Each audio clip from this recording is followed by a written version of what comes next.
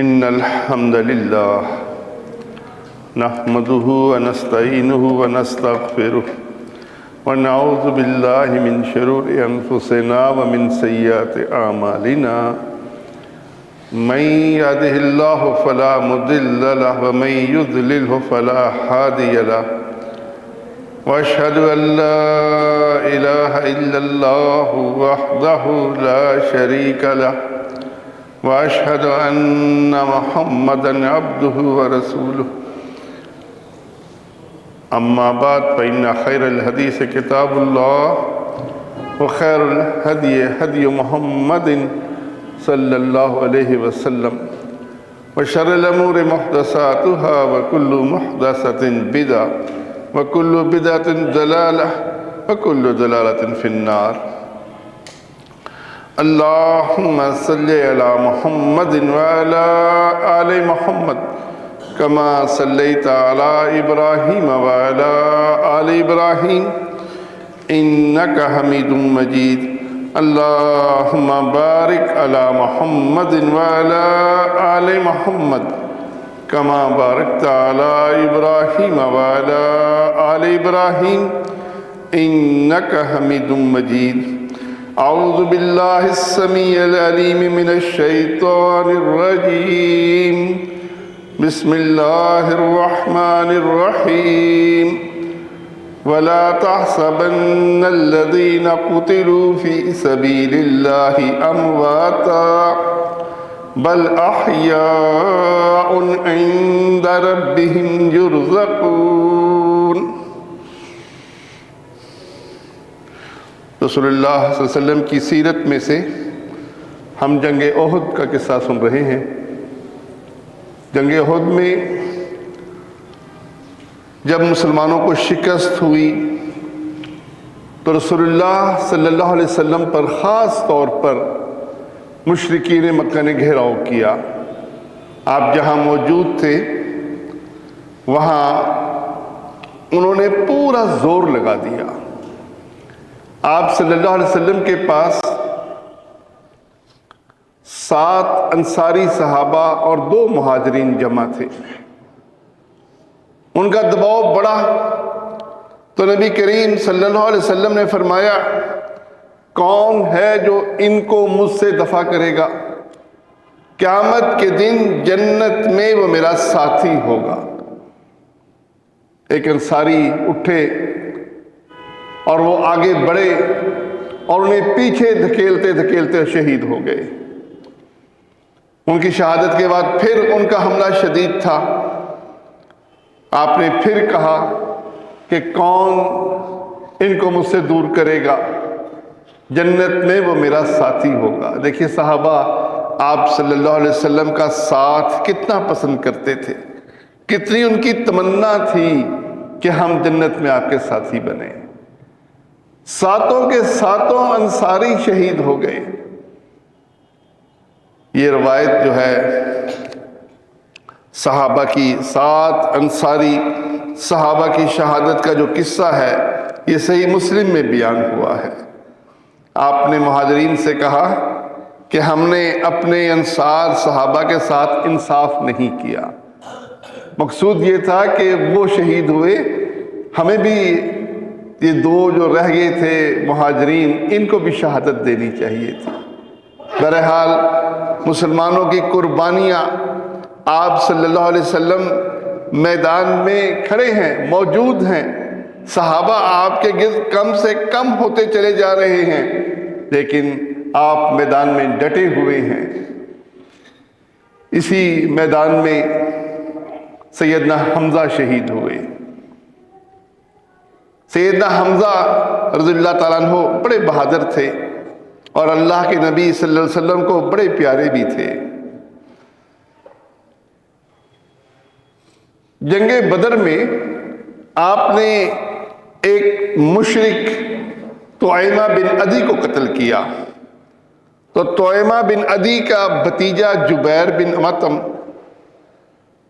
اس نے اپنے غلام کو کہا، وحشی اس کا نام تھا اور وہ بڑا بھالے پھینکنے میں بڑا ماہر تھا، تو وہ انہوں نے اپنے غلام سے کہا کہ اگر تو میرے چچا کا بدلہ لے لے تو میں تجھے آزاد کر دوں گا۔ اس نے اپنی آزادی کے خاطر جنگ میں شرکت کی اور ایک جگہ چھپ کر کھڑا ہو گیا۔ اس کا کوئی مقصد اور نہیں تھا سوائے اپنی آزادی کی خاطر سیدنا حمزہ کو شہید کرنے کا۔ سیدنا حمزہ کافروں کو قتل کرتے ہوئے آگے بڑھ رہے تھے۔ جب اس کی زد میں آئے تو اس نے برچھی پھینکی اور وہ آپ کے ناف اور پیٹ کے اوپر لگی اور پیچھے کمر تک سے نکل گئی اور آپ نے شہادت پا لی۔ اس کے بعد وہ میدان چھوڑ کر ایک طرف بیٹھ گیا اور اس نے جو کام کرنا تھا اپنا کر دیا۔ یہ صحیح بخاری کی روایت ہے۔ آپ صلی اللہ علیہ وسلم نے صحابہ سے پوچھا تم میں سے کس نے حمزہ کی قتل گاہ دیکھی ہے؟ حمزہ کہاں شہید پڑے ہیں؟ ایک صحابی کہنے لگا یا رسول اللہ میں نے دیکھی ہے۔ آپ اس کے ساتھ چلے۔ آپ جب قریب آئے آپ نے دیکھا کہ ان کا ناک اور کان بھی کاٹ لیا گیا ہے، مسلح کیا گیا۔ آپ کو سخت دکھ ہوا۔ آپ صلی اللہ علیہ وسلم نے اس کے بعد فرمایا کہ جتنے یہاں شہید ہیں ان کو بغیر غسل کے دفن کر دو۔ قیامت کے دن یہ اٹھیں گے تو ان کے زخموں سے خون رس رہا ہوگا اور اس کی خوشبو کستوری کی خوشبو جیسی ہوگی۔ ابن ابی شیبہ کی یہ روایت ہے۔ ان کی شہادت کی خبر پھیلی تو ان کی بہن وہ تیزی کے ساتھ اس جگہ پہنچنے کی کوشش کرنے لگی جہاں وہ شہید پڑے تھے۔ نبی کریم صلی اللہ علیہ وسلم موجود تھے۔ آپ نے زبیر کو کہا زبیر یہ عورت یعنی یہ عورت وہاں تک نہ پہنچے، شاید اس کو نہ دیکھ سکے۔ زبیر آگے بڑھے تو دیکھا ان کی والدہ تھی۔ کہنے لگے امی جان آپ کو وہاں نہ جائیں آپ۔ انہوں نے سینے پر تھپڑ مارے۔ زبیر کہتے ہیں کہ بڑی طاقتور تھی، میں گر گیا۔ میں نے کہا امی جان اللہ کے نبی صلی اللہ علیہ وسلم کا حکم ہے کہ آپ وہاں نہ جائیں۔ انہوں نے کہا میں کفن لے کے آئی ہوں، یہ 2 کپڑے ہیں، ان 2 کپڑوں میں میرے بھائی کو دفن کرنا۔ صحابہ جمع ہوئے۔ آپ نے فرمایا کہ ان کو دفن کرتے ہوئے لحد میں پہلے اس کو اتارو جو قرآن مجید زیادہ یاد رکھتا تھا۔ ابن ابی شیبہ کی روایت اور مسند احمد کی روایت ہے کہ وہ کفن لے کر میں رسول اللہ صلی اللہ علیہ وسلم کی خدمت میں حاضر ہوا تو ہم نے دیکھا کہ حمزہ کے ساتھ ایک اور انصاری وہاں موجود ہیں جن کا کفن نہیں، بے کور و کفن پڑے ہوئے ہیں۔ تو ہمیں شرم آئی کہ ہم حمزہ کو 2 کپڑوں میں دفن کریں جبکہ باقی لاشوں کے لیے ہمارے پاس کفن نہیں ہے۔ ہم نے ایک کفن میں سیدنا حمزہ کو دفن کیا اور ایک اس انصاری کو دیا۔ آپ صلی اللہ علیہ وسلم کے حکم کے مطابق 3 صحابہ بھی ایک ہی کفن میں دفن کیے گئے۔ دیکھیے کیا حالت تھی مسلمانوں کی۔ آج غزہ میں بھی یہی کچھ ہو رہا ہے۔ فلسطینی جس طریقے سے قربانی دے رہی ہیں یقیناً یہ صحابہ کا نقش قدم ہے، وہی طرز زندگی اور ویسے ہی قربانیاں، اور کس طریقے سے اجتماعیت میں یہ دفن بھی ہو رہے ہیں اور یہ بے کور و کفن بھی دفن ہو رہے ہیں، ملبے کے نیچے دبے ہوئے ہیں۔ ہمارے دل دکھنے چاہیے۔ ان واقعات کو پڑھتے ہوئے ہمیں یہ بھی دیکھنا چاہیے کہ آج بھی یہ قربانیاں جاری ہیں، اس امت کے اندر قربانیاں ختم نہیں ہوئیں۔ نبی کریم صلی اللہ علیہ وسلم نے خوشخبری سنائی تھی، آپ نے فرمایا تھا کہ میری امت میں ایک گروہ حق کی خاطر لڑتا رہے گا۔ قربانیاں دینے والوں نے افغانستان میں بھی کوئی کمی نہیں کی، لیکن جو قربانیاں آج فلسطینی دے رہے ہیں یقیناً وہ قابل تعریف ہیں۔ ہمیں ان کا دکھ اپنے اندر محسوس کرنا چاہیے، ہمیں ان کے دشمنوں کے لیے بد دعا بھی کرنی چاہیے، ہمیں اللہ سے دعا کرنی چاہیے کہ اللہ ان کو استقامت دے، اہل ایمان کو اللہ تعالیٰ ان کی قربانیوں کو قبول کرے، ان کے شہداء کو اعلیٰ مقام جنت میں ادا کرے اور ان کے زخمیوں کو بھی شفاء کاملہ عاجلہ عطا فرمائے۔ ایک پوری تاریخ لکھی جا رہی ہے اور یہ تاریخ اہل ایمان ہمیشہ اللہ کی خاطر لکھتے رہے ہیں۔ ہمیں ہمیشہ ان کی حمایت میں کھڑا ہونا ہے، کوئی بات ایسی ہمیں نہیں کرنی چاہیے جس سے ان کے مخالفین کی تائید ہوتی ہو۔ تو آپ صلی اللہ علیہ وسلم کے حکم کے مطابق ان شہیدوں کو بغیر کفن کے اور ایک ایک کفن میں کئیوں کو جمع کر کے اکٹھے دفن کیا۔ سیدنا جابر بن عبداللہ کا قصہ بھی آپ نے پچھلی دفعہ سنا تھا، جابر بن عبداللہ کے والد کی قربانی۔ سیدنا جابر بن عبداللہ کہتے ہیں مجھے رسول اللہ صلی اللہ علیہ وسلم نے کہا جابر تم بڑے ٹوٹے پوٹے نظر آ رہے ہو، آخر کیا وجہ ہے؟ کہنے لگے یا رسول اللہ والد صاحب شہید ہو گئے، ان کے ذمہ قرض بھی بڑا ہے، بچیاں بھی میرے ساتھ ہیں، ان کی ذمہ داریاں بھی ہیں، تو میں اپنے آپ کو بڑا کمزور محسوس کر رہا ہوں۔ آپ صلی اللہ علیہ وسلم نے جابر سے کہا جابر اللہ نے جس شان سے جابر کے ساتھ ملاقات کی کیا تمہیں سناؤں؟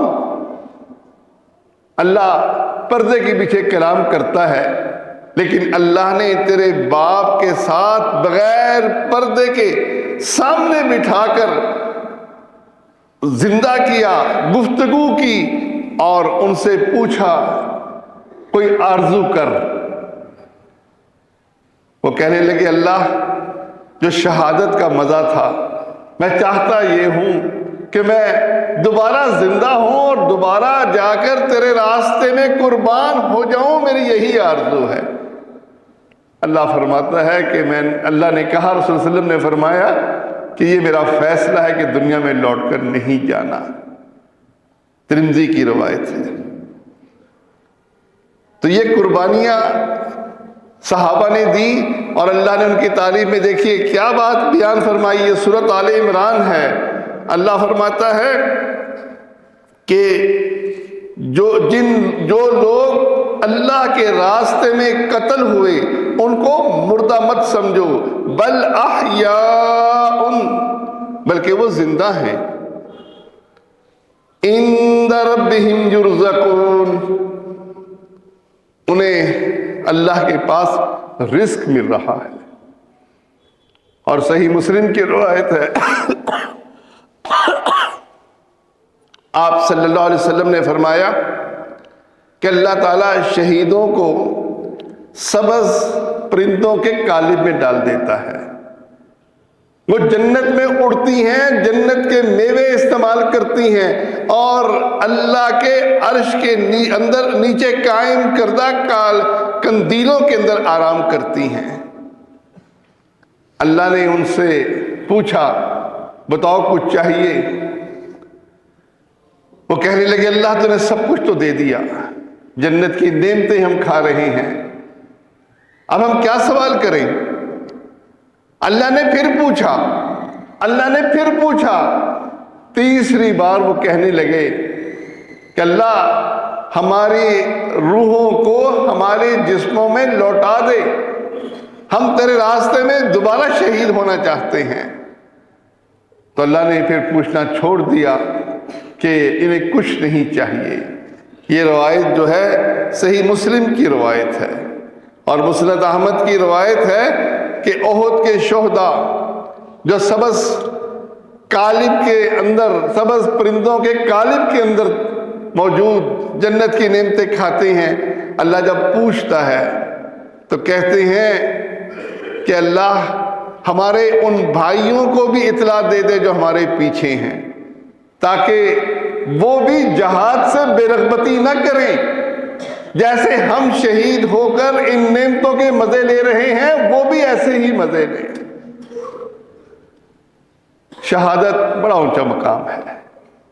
قرآن مجید میں 2 جگہ، سورۃ بقرہ کی یہ آیت نمبر 154 ہے، یہاں بھی ارشاد فرمایا اللہ تعالیٰ نے کہ جو اللہ کے راستے میں قتل ہو جائیں ان کے بارے میں یہ مت کہو وَلَا تَقُولُوا لِمَن يُقْتَلُ فِي سَبِيلِ اللَّهِ أَمْوَاتٌ، جو اللہ کے راستے میں قتل ہو جائیں ان کے بارے میں یہ مت کہو کہ یہ مردہ ہیں، بل احیاء، بلکہ یہ زندہ ہیں، وَلَٰكِن لَّا تَشْعُرُونَ، تمہیں ان کی زندگی کی شعور نہیں ہے، زندگی کے بارے میں تم نہیں جانتے۔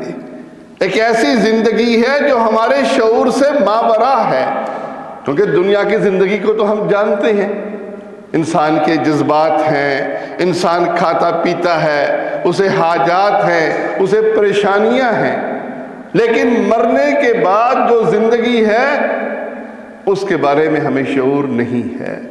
اور سورۃ آل عمران کی جو آیت ہے 169 نمبر آیت جو میں نے آپ کے سامنے پڑھی، اللہ تعالیٰ اس کے اندر بھی یہی بات فرماتا ہے کہ جو وَلَا تَحْسَبَنَّ الَّذِينَ قُتِلُوا فِي سَبِيلِ اللَّهِ أَمْوَاتًا، جو اللہ کے راستے میں، دیکھیے اللہ کے راستے میں، پہلی شرط کیا ہے؟ اللہ کے راستے میں۔ آپ صلی اللہ علیہ وسلم سے پوچھا گیا یا رسول اللہ، ایک شخص اپنی قوم کے لیے لڑتا ہے، ایک شخص اپنی شہرت کے لیے لڑتا ہے، یہ اللہ کے راستے میں کیا ہوتا ہے؟ آپ صلی اللہ علیہ وسلم نے فرمایا اللہ کے راستے میں لڑائی وہ لڑائی ہے جس میں اس کا مقصود یہ ہو کہ اللہ کا کلمہ بلند ہو، اللہ کے کلمے کو بلند کرنے کے لیے جو لڑائی ہے وہ اللہ کے راستے میں ہے۔ اور جو اس راستے میں اللہ کی بات کو بلند کرتے ہوئے، اللہ کی دعوت کو، اللہ کی پیغام کو جو نبیوں کے ذریعے ہم تک پہنچا اس کو بلند کرتے ہوئے شہید ہو جائے تو یقیناً یہ بڑا اونچا مقام ہے۔ تو اللہ فرماتا ہے کہ ان کو مردہ نہ کہو، بلکہ وہ زندہ ہیں، لیکن ساتھ ہی کیا بتایا کہ عند ربہم یرزقون، انہیں ان کے رب کے ہاں رزق ملتا ہے۔ اب یہ زندگی جو ہماری شعور سے ماورا ہے، ان کے بارے میں کچھ باتیں ہمیں بتائی گئی ہیں، لیکن وہ بھی ہماری عقل میں آنے والی نہیں ہیں، ہم ان کو 2 اور 2 4 کی طرح نہیں سمجھ سکتے۔ مرنے کے بعد جو زندگی ہے یہ زندگی ہماری عقل سے ماورا ہے، اس کے اوپر بحث کرنا متشابہات کے پیچھے پڑنا ہے۔ سورۃ یاسین میں جو شخص اللہ کے کلمے کو بلند کرتے ہوئے جس کا تذکرہ ہے کہ وہ اللہ کے کلمے کو بلند کرتے ہوئے شہید ہو گیا، دیکھیے کس طرح وہ حسرت کے ساتھ کہتا ہے یا لیت قومی یعلمون، کاش میری قوم کو خبر ہو جائے کہ اللہ نے مجھ کو بخش دیا اور مجھ کو احترام والوں میں کر دیا۔ وہ اپنی بات اپنی قوم کو بیان نہیں کر سکتا۔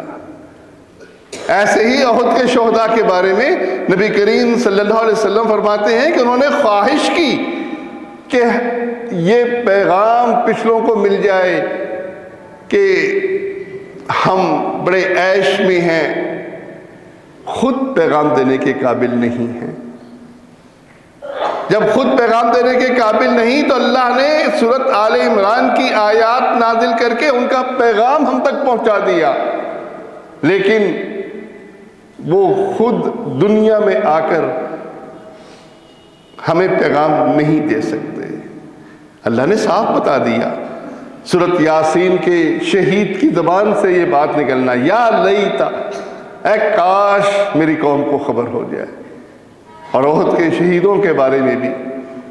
تو بھائیو، یہ زندگی جو ہماری شعور سے ماورا ہے، اس کے بارے میں جو احادیث میں اشارے ملتے ہیں، ہمارا ان پر ایمان ہے۔ ہر مومن کی زندگی کے بارے میں، بلکہ کافر کے مرنے کے بعد کی زندگی کے بارے میں بھی لفظوں پر ایمان ہے، اس کی کیفیت ہماری سمجھ سے ماورا ہے۔ صحیح بخاری کی روایت ہے، جب انسان مر جاتا ہے، لوگ اپنے کندھوں پر اس کو اٹھا لیتے ہیں، اگر وہ نیک ہے تو کہتا ہے مجھے جلدی لے چلو، اور اگر وہ برا ہے تو کہتا ہے ہائے ہائے کہاں لے کر جا رہے ہو۔ اس کی آواز ہر چیز سنتی ہے سوائے انسانوں کے اور جنوں کے۔ دیکھیے، پہلے وہ بولتا تھا، اس کے اندر روح تھی، اس کی زبان ہلتی تھی، اس کی زبان کو انسان جانتے تھے، یہ لکڑیاں اور یہ دیواریں اور یہ درخت نہیں جانتے تھے۔ اب انسان اور جن اس کی آواز کو نہیں سن سکتے، گویا یہ زندگی کوئی اور زندگی ہے، یہ زندگی دنیاوی زندگی نہیں ہے۔ قبر میں اس کو ڈال دیا، قبر میں ڈال کر فرشتے آ گئے، اس کو اٹھایا، اس سے پوچھا رب کون، نبی کون، دین کیا۔ یہ کیفیات ہماری سمجھ سے ماورا ہے، کیونکہ جان نکلنے کے بعد جو روح کی وہ واپسی جس میں زندگی ہوتی ہے، وہ تو پھر آخرت ہی میں ہے۔ اس کا درمیانی عرصہ جن میں ان باتوں کا تذکرہ ہے، بس ہمارا لفظوں پر ایمان ہے، اس کی حقیقت سے ہم ناآشنا ہیں۔ وہ جوتوں کی آواز سنتا ہے، کیسے سنتا ہے؟ اس کے تو کان اب سننے کے قابل نہیں رہے، اس کے اندر تو زندگی نہیں ہے، وہ تو ہزاروں من مٹی کے اندر دفن ہو چکا، کیسے سنتا ہے؟ اللہ کے علم میں ہے، ہمیں اس پر بحث کرنے کی حاجت نہیں ہے۔ دیکھیں، جس چیز کا مجھ سے سوال ہوگا مجھے اسی کے بارے میں فکر کرنی ہے، اور جن باتوں کا مجھ سے سوال بھی نہیں ہوگا اور میری عقل سے ماورا بھی ہے کہ یہ کیسے زندہ ہو گیا، کیسے سوال جواب کر رہا ہے، اس کو تو قبر کھود کر ذرا مل لینا چاہیے، دیکھ لینا چاہیے۔ نہیں، یہ وہ زندگی نہیں ہے۔ اور اس سے بڑھ کر پھر ان لوگوں کو یہ سمجھنا کہ یہ ہر جمعرات کو ہمارے گھروں میں آتے ہیں، یہ ان کی روحیں مرنے والوں کی آتی ہیں، اور ہم جب خیرات کرتے ہیں تو خوش ہوتے ہیں، اور اس کو بالکل یہ سمجھنا کہ یہ قصے بنا لینا۔ صوفیہ نے تو حد کر دی نا ان قصوں میں، کہ وہ اپنے گھر میں آتے ہیں اور وہ ملتے ہیں لوگوں سے، اپنے بھائی سے، اپنی بیوی سے، اور کہتے ہیں ہمیں ہمارے بارے میں خبر نہ دینا، ہم آتے رہیں گے۔ تو یہ سب جھوٹ ہے، اس دنیا سے جانے کے بعد پھر واپسی نہیں ہے۔ اور پھر یہ وہ راستہ ہے جو شرک اکبر کا راستہ ہے، کیونکہ اسی راستے سے لوگوں کو قائل کرتے ہیں کہ یہ زندہ ہیں۔ جب زندہ ہیں ہماری سنتے ہیں، اور جب سنتے ہیں تو ان کو مشکلات میں پکارنا چاہیے، ان سے اولاد مانگنی چاہیے، یہ ہمارے لیے وسیلہ بنیں گے۔ ہماری پکار ان کے سامنے، ان کی پکار اللہ کے سامنے، اللہ سے یہ بہت کچھ ہمیں دلوا دیں گے۔ شریعت میں ان باتوں کی کوئی گنجائش نہیں ہے۔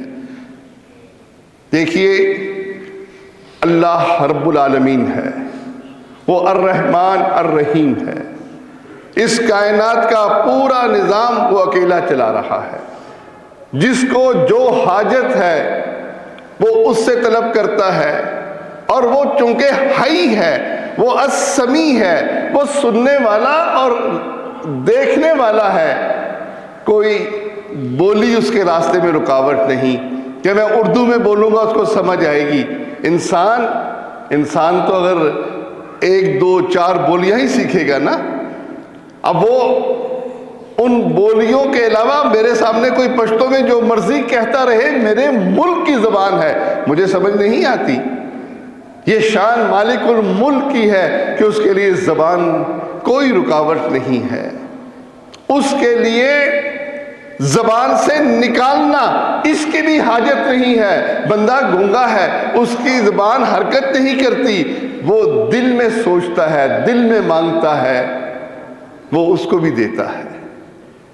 مالک الملک وہ دینے والا ہے کہ انسان کے سامنے تو 5-6 سائل آ جائیں اور الگ الگ درخواستیں کریں، ممکن نہیں کہ آدمی ان کی بات کو سمجھ سکے کون کیا مانگ رہا ہے. اور یہ لاکھوں کروڑوں انسان ایک وقت میں مالک الملک کو پکاریں، اپنی اپنی مشکلات رکھیں، وہ ہر ایک کی سنتا ہے، الگ الگ سنتا ہے. یہ صفت انسانوں کی صفت نہیں ہے، یہ مالک الملک کی صفت ہے کہ اللہ وہ ہر ایک کی پکار سنتا ہے. اس کے لیے کوئی لائن بنانے کی حاجت نہیں کہ پہلے وہ سنا لے پھر میں سناؤں گا، نہیں، وہ ہر وقت ہر ایک کی سنتا ہے. انسان تو سو جاتا ہے، سونے کے بعد اس کو پتہ نہیں کہ کیا ہو رہا ہے. مالک الملک کے لیے نہ اونگ ہے نہ نیند ہے. کوئی رات کے 12 بجے پکارے یا دن کے 12 بجے پکارے، اس کے لیے ایک جیسا ہے، وہ مالک الملک ہے. اس نے کہا کہ مجھے نہ اونگ آتی ہے نہ نیند. اس کو چھوڑ کر ہم سیدنا علی کو پکاریں رضی اللہ تعالیٰ عنہ، یا محمد رسول اللہ صلی اللہ علیہ وسلم کے آگے درخواست کریں، ادرکنی یا رسول اللہ، اغثنی یا رسول اللہ، اے اللہ کے رسول ہمارا ہاتھ پکڑیے، امت پر کتنا مشکل وقت آیا ہے، ذرا سہارا دیجئے. بھائیو، اللہ کے نبی صلی اللہ علیہ وسلم کی یہ شان نہیں ہے. اور سب سے بڑھ کر اللہ اکیلا قادر ہے، کوئی اور قادر نہیں ہے. کسی کے اختیار میں کچھ دینا ہے ہی نہیں. اس لیے اللہ نے ان کی سیرت بیان کی، انبیاء کی، اور خاص طور پر ان کی کمزوری کا یہ پہلو بھی رکھا کہ دیکھو باپ کے سامنے بیٹا غرق ہو رہا ہے، بیٹے کو بچا نہیں سکتے، ہدایت نہیں دے سکتے. خاوند کے سامنے بیویاں غرق ہو رہی ہیں، وہ قوم کے ساتھ مل کر جہنم رسید ہو رہی ہیں. اور یہ کون ہیں؟ یہ نوح علیہ السلام ہیں، یہ لوط علیہ السلام ہیں، اور وہ اپنی بیویوں کو نہیں بچا سکتے. یہ ابراہیم علیہ السلام ہیں جو سارے نبیوں کے باپ ہیں. ان کے بعد آنے والی ہر نبی وہ انہی کی اولاد میں سے ہوا. اتنی شان والے، اور پھر وہ اپنے باپ کو جہنم کے عذاب سے نہیں بچا سکے. گویا اللہ کی توحید پر ایمان لانا یہ اسلام کا آغاز ہے، اسلام کی بنیاد ہے. یہ شہیدوں کی زندگی کی بنیادوں پر آدمی شرک کے قلعے تعمیر کرے اور یہ سمجھے کہ شرک ان کی وجہ سے جائز ہو گیا. اب یہ شہید ہیں، یہ زندہ ہیں، ہماری سنتے ہیں، ہماری مشکلوں کو دور کرتے ہیں. ہم یہ عقیدہ رکھیں گے تو بھائیو، اللہ نے صاف کہہ دیا اِنَّهُ مَن يُشْرِكْ بِاللَّهِ، جو اللہ کے ساتھ کسی کو شریک کرے گا اللہ اس پر جنت حرام کر دے گا، اس کا مقام جہنم ہے. اور صحیح بخاری مسلم کی روایت ہے، رسول اللہ صلی اللہ علیہ وسلم نے فرمایا ایک کام بندے کے ذمے ہے، ایک کام اللہ کے ذمے ہے. بندے کے ذمے یہ ہے کہ وہ اللہ کے ساتھ کسی کو شریک نہ کرے، اس کی موت اس حالت میں آئے کہ وہ اللہ کے ساتھ کسی کو شریک نہ کرتا ہو. اور اللہ کے ذمے ہے کہ جب وہ شرک نہ کرے اللہ اس کو جہنم کا عذاب نہ دے. بہت بڑی خوشخبریاں ہیں. اس لیے بھائیوں، اس دنیا کے عہدے، دنیا کے ڈگریاں یہ کام میں آنے والی چیزیں نہیں ہیں. عقیدہ، توحید کی سمجھ یہ سب سے اہم ہے. اس کی سمجھ پیدا کیجئے اور اس سمجھ پر قائم ہوئیے. اس توحید کو پھیلانے کے لیے نبیوں نے قربانی دی. جنگ احد کے اندر دیکھیے لوگ لڑائیوں کے قصے میں وہ جو وجہ لڑائی ہے وہ بھول جایا کرتے ہیں.